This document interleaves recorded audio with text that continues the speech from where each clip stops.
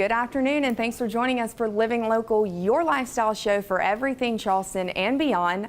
I'm Ashley Meservey. It's Medical Monday at East Cooper Medical Center, and today we're learning about infant CPR, one of the many classes offered here as it educates soon-to-be moms and others on the techniques used to save a child's life. Medical Monday, sponsored by East Cooper Medical Center. Joining us today is Samantha Degroot. She is a labor nurse here at East Cooper Medical Center. Thanks for being with us today. Thanks for having me. Okay, so today we're talking about a very serious topic, is infant CPR. Talk about the class you offer here first. So here we offer a class for infant CPR. It's an American Heart Association class. So when you come to take our class, you're going to learn everything you need to know to do a resuscitation on an infant. Okay, talk about the difference between doing that on an infant and then a regular size adult.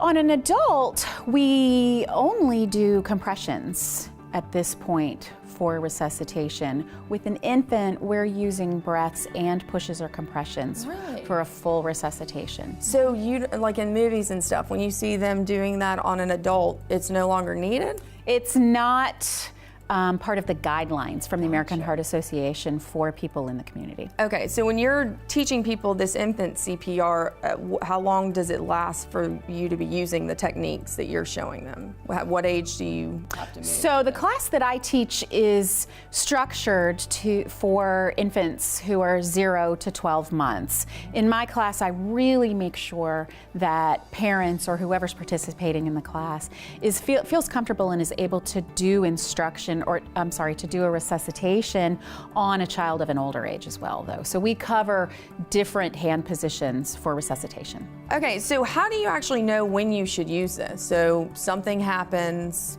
So usually infants have healthy hearts. Okay. If an infant needs resuscitation in the community, in a home environment, often it's because of a respiratory reason. So we assess a baby by tapping and shouting. We elicit a startle reflex, and then we check to see if there's breathing.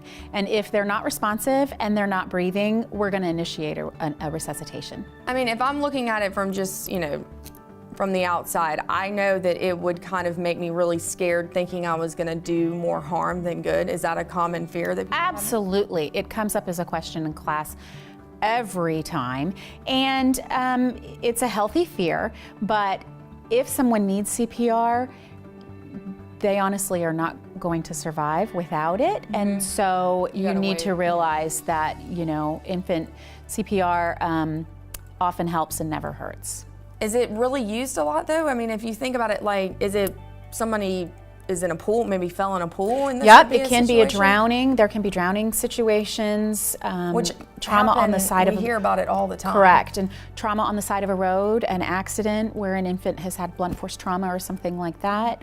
Often participants in my class really think of SIDS as the only case where where a child would need CPR, but it's really can be used in a lot of situations. Okay, so these are for parents. So the folks out there need to realize it's not like a bunch of medical professionals are coming in here learning this. Correct. The class that I teach is for lay people, people in the community, parents, grandparents, aunts and uncles, providers for childcare.